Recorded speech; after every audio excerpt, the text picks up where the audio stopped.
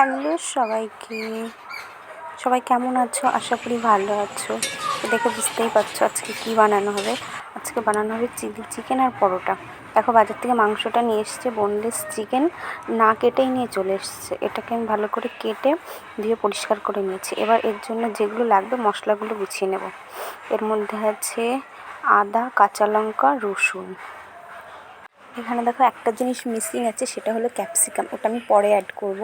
পরোটার জন্য আমি ময়দাটাও ভালো করে মেখে নিয়েছি। এবার মাংসটা ম্যারিনেট করে দিতে বললো আমাকে, কারণ আমি ঠিকঠাক আন্দাজটা বুঝতে পারবো না, যেহেতু ও বলেছে আমাকে ওটা বানিয়ে খাওয়াবে। তার জন্য সমস্ত কিছু গুছিয়ে দেওয়ার দায়িত্ব আমার, রান্নার দায়িত্বটা ওর। তো আমাকে তাই ওটা মেখে দিচ্ছে। আমাকে বললো কি আমি মাখিয়ে দিচ্ছি, তুমি পকোড়াগুলো ভেজে নেবে। এর মধ্যে দিয়েছে হচ্ছে কর্নফ্লাওয়ার, ময়দা, ডিম, লবণ আর হচ্ছে আজিনামোটো। ডিমটা যদি লাগবে পুরোটা দাও।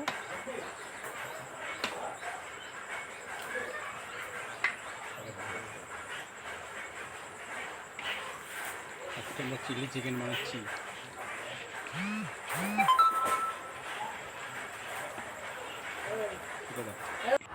এরপর আমি পকোড়াটা ভেজে নেব। তখন বললাম ক্যাপসিকামটা মিসিং ছিল, পকোড়াটা ভাজতে বসিয়ে আমি সেটাকেও কেটে গুছিয়ে নেব।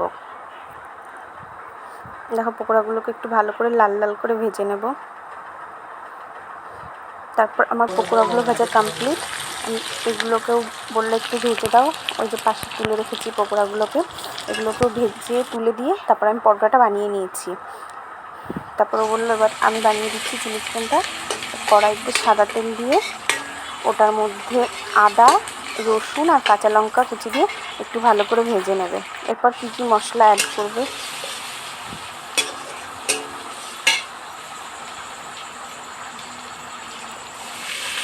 রেস্টুরেন্ট বা হোটেলে তো কম বেশি খাওয়াই হয়, কিন্তু আমার ওটার থেকে বাড়িতে যেটা বানিয়ে দেয় ওটাই আমার বেশি ভালো লাগে খেতে।